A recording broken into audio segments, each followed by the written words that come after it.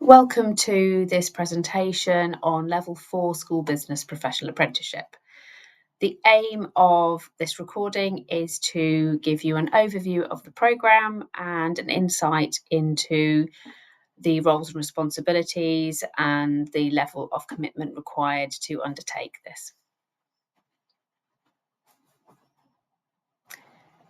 As school business professionals, you perform a role which is unique to schools and extremely important. The roles and responsibilities may vary from school to school, and we have supported historically a range of learners from maintained nurseries through primary, secondary, and special educational needs provision. Ultimately, the commonality across these roles will tend to be such as administering and managing finances, premises management, site and support services, HR, the provision of essential support to the senior leadership team, and overall implementing financial and business decisions for your setting or school.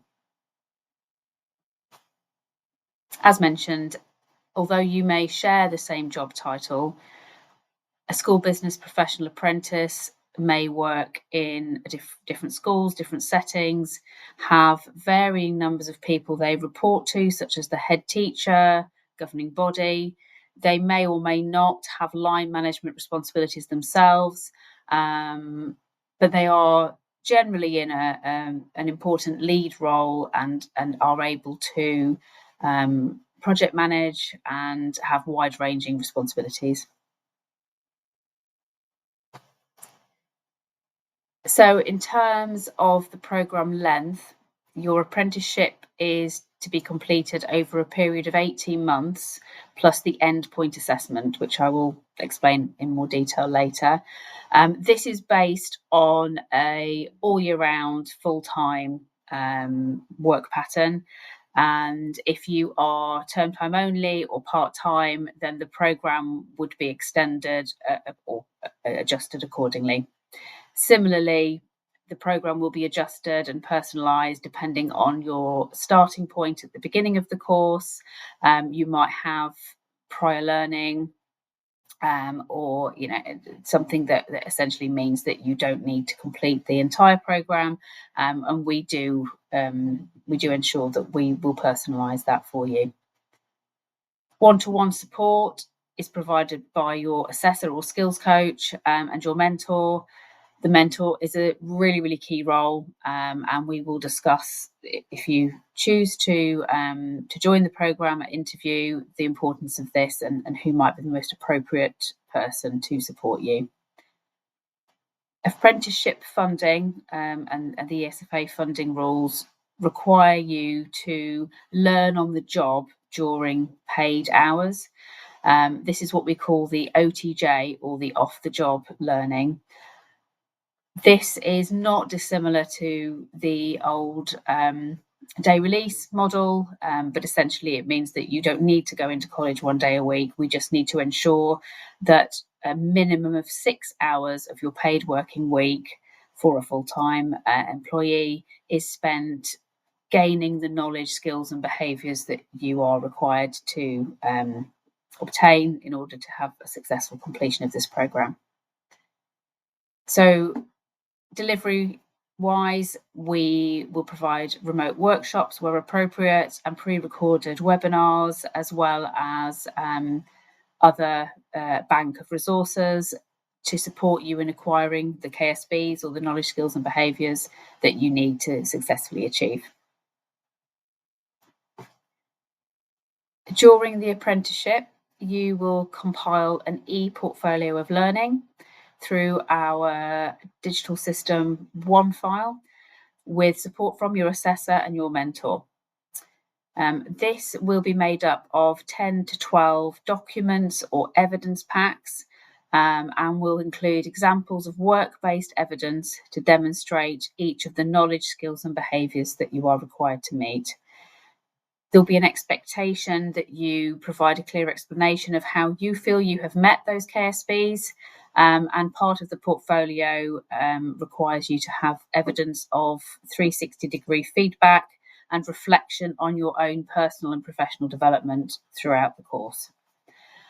A gold standard document would have a really good balance of underpinning knowledge, theory, legislation, for example, then supported by work-based evidence examples embedded into those documents to show how you have put that knowledge into practice. But obviously, we give you lots and lots of support and help you to understand what those documents might look like. During the programme, you are required to undertake and project manage a workplace project. This will be bubbling along throughout the programme whilst you're also completing that portfolio of evidence, and should be based on two of the following core subject areas, such as finance, procurement, HR, managing support services, marketing, and infrastructure. The best workplace projects incorporate a good range across those topic areas, although the focus is expected to be on two of them.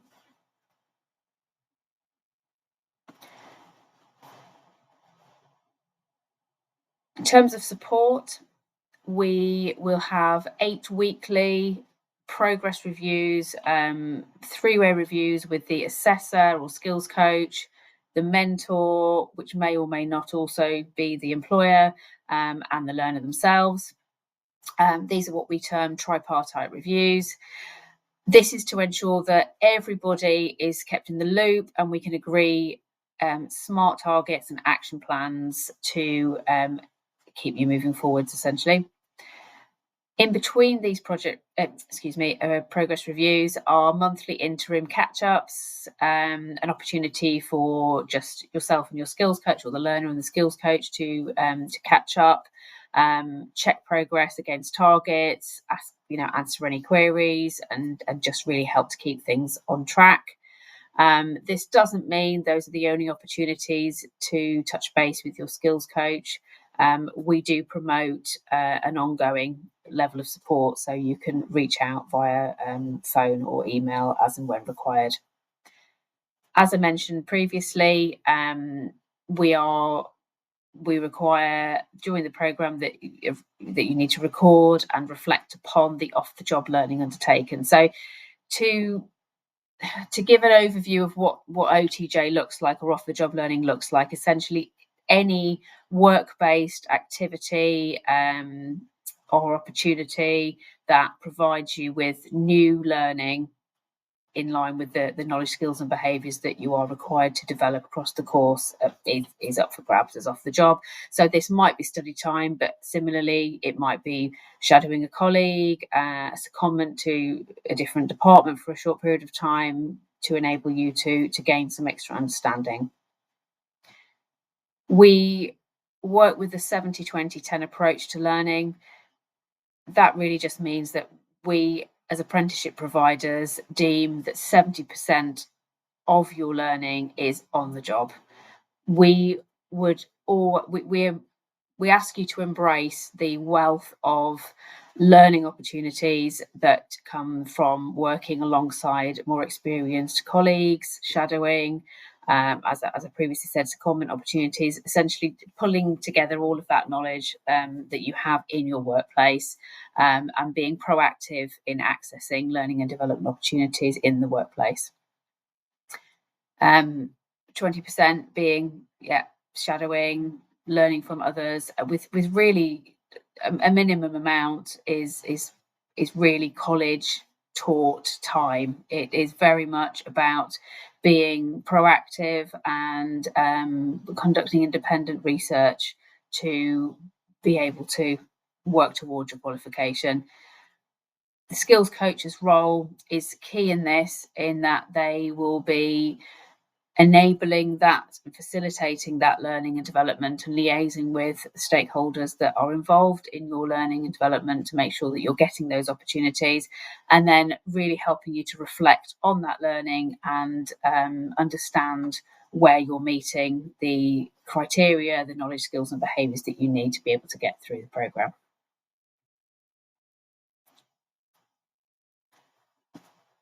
When we reach the point of endpoint assessment, the way that I try and describe endpoint assessment is that you wouldn't go and do GCSE maths classes for 2 years and then just walk away at the end of it with a certificate. You would be required to complete a summative assessment, whether that be an exam or, in this case, professional discussion and various other aspects. The expectation is when you reach endpoint assessment, or gateway to endpoint assessment as we call it, you will have completed the workplace project. You will have achieved level 2 maths and English functional skills if this is required for your programme. We will have worked with you, your skills coach will have worked with you extensively to help you prepare for endpoint assessment and develop the personal skills, the soft skills that are required to be successful in this part of the process. We will have to agree with your employer, manager, mentor that you are consistently working at or above the level of the standard, and that you have met all of the criteria that you need to feel confident to be able to achieve.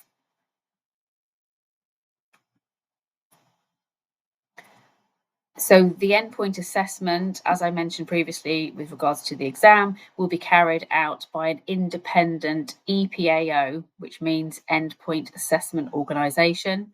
And this will be within an 8-week period from the point where we deem you ready for Gateway. It will consist for this programme of a simulated task incorporating a short written report and presentation, which are both done in timed conditions with a timed Q&A. This is not dissimilar to the kind of task you would likely be required to do as part of the interview process for a school business manager role. So it's fantastic practice, essentially. You will be required to submit a 2,000-word project report with appendices, and this will be based on your main workplace project, the one that will have been carrying on and you're project managing throughout the programme. This also has a Q&A, and it's underpinned by the workplace project and the portfolio of learning that you will have submitted ahead of here. Our chosen endpoint assessment organisation, who we've been working with for many years successfully, is BPN, or Best Practice Network.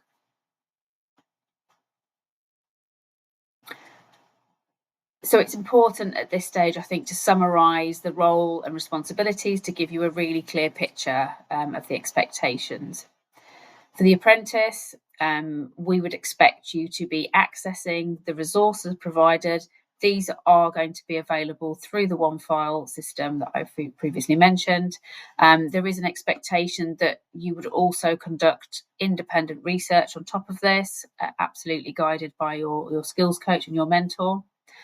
We would expect a proactive approach to seeking work-based opportunities to develop those KSBs. So really very much reflecting on what you do well, but also where are your areas for development. Again, this is something that your skills coach and your mentor will be talking to you about ongoing.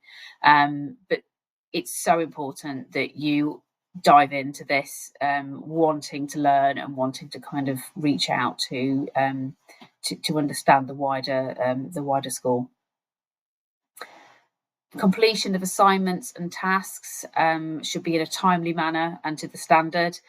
We will do lots of work on report writing, lots of kind of to and fro in terms of supporting you to develop those skills, as well as presentation skills and other personal development or soft skill areas that would help you in your programme. The workplace project, as mentioned, is extremely key, as this forms a large majority of your final endpoint assessment and therefore your final grade. This can be really, really varied. We have had people do installing solar panels or leading on reconfiguration of some of the rooms in the school, or even a school build project. It might be looking again at how the year 11 experience is for some of your learners in secondary school, and thinking about how you can ensure that this is as inclusive as possible for the range of families that you support in the school. So lots and lots of different ideas. This is something that we can help you with. The expectation is not that you would be finding a project to do that does not add value and is not going to be on the school development plan in your school or setting. So we will absolutely work with you on this and help to guide to find the right project for you and your school. Similarly, you would not be expected to be working on too many things that are not, again, adding value to your school. We will try and personalise the programme across the topic areas to make sure that those packs for your portfolio are in line with what is needed and what is actually happening at the time in school. So I'll go on to explain that a little bit more at interview, hopefully, if I see you there. You would need to complete and evidence the off-the-job learning hours. We have a fantastic learning journal function in OneFile, which is really, really user-friendly and basically lets you input the learning and development activities as they're happening, and the time spent, and it logs the time on the system so that we've got a good track of how much off-the-job learning that you have accrued.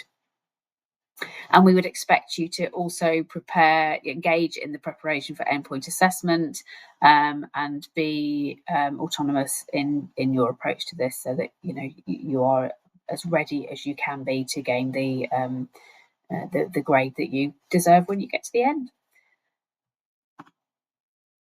In terms of the role of the employer, this is really key. Absolutely, the employer is, as we mentioned with the 70-20-10 approach, they are so important in providing the support, the training, and the direction for you to gain those knowledge, skills, behaviours that you need. They should provide work opportunities beyond your usual duties. So when we use the term off the job, it means out of your usual work tasks, your usual job role, so that you're expanding your learning. The employer absolutely is responsible to ensure that you operate in a safe and supportive environment, physically and mentally. This can also include being mindful of workload and ensuring that running the apprenticeship alongside your full-time job is going to be manageable and not cause undue stress. The employer is also hopefully involved in ensuring that regular targets are set and are reviewed to monitor progress. So the employer and the mentor may or may not be the same person. So you'll hear some repetition when we go on to the mentor's responsibilities. But essentially, when you're in an apprenticeship, yes, your tutor, your skills coach, your assessor will support you to stay on track. But we would hope that your employer and mentor would be integral in that as well. So the mentor, really, really important role, and this is a discussion that we would have to ensure that we select the most appropriate person to support you on this learning journey. They really have to commit to the learning process and have the knowledge and skills themselves to be able to develop your understanding through sharing their own work experience. They would be integral in assisting you to develop as an apprentice your self-reflective skills as is your skills coach. They can advise and liaise with your employer where appropriate to help facilitate those learning and development opportunities for you to reflect upon and embed into your work. They would, again, alongside with the mentor, the skills coach, they would address any additional support issues. Any learner who does have additional support requirements, learning challenges, We would urge you to highlight these at the beginning of the programme, and we are committed to ensuring that we support you in every way we can. We have a fantastic additional learning support department and additional learning support coaches who will be able to work alongside your skills coach to help you where needed. The mentor would be expected to attend the 8-week reviews, not necessarily the interim reviews, but definitely the 8-week reviews, and be a part of the target setting and providing feedback. The assessor or skills coach or tutor, all those terms that apply, they will meet or visit the learner and the mentor every 8 weeks. We have developed this program to be remote, so we don't necessarily require a visit into setting.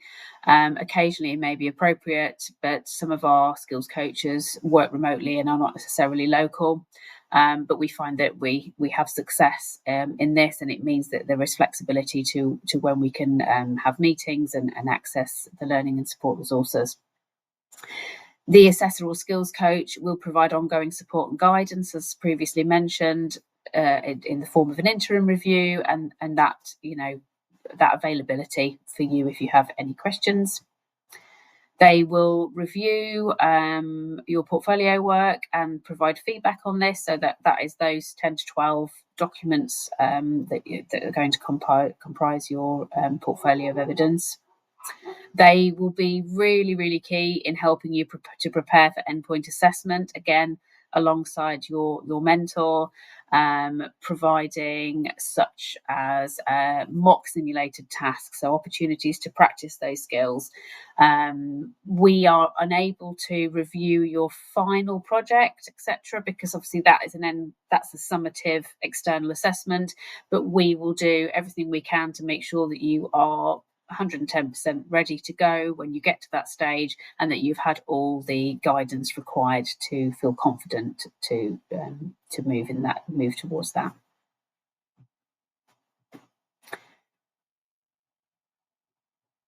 Next steps. You would need to complete an online enrolment process. The contact to guide you on that is Kerry Rumsey.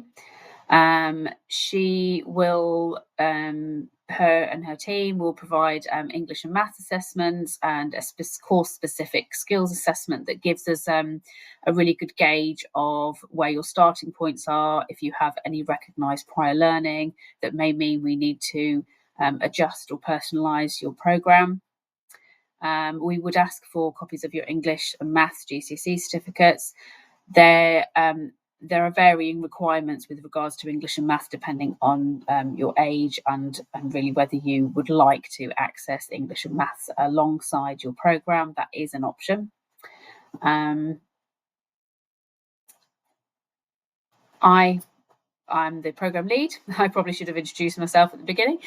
So my name is Davina Goldman, and the email on here is how you can reach out to me if you have any additional questions or require further clarification on the information that I have provided today. And I hope that this has been informative. Normally I would do this with a group of people, but I think it's valuable to have a pre-recorded information session for those that are unable to attend the live information sessions that I would provide. So if you do want to speak to me, please reach out, and thank you for listening.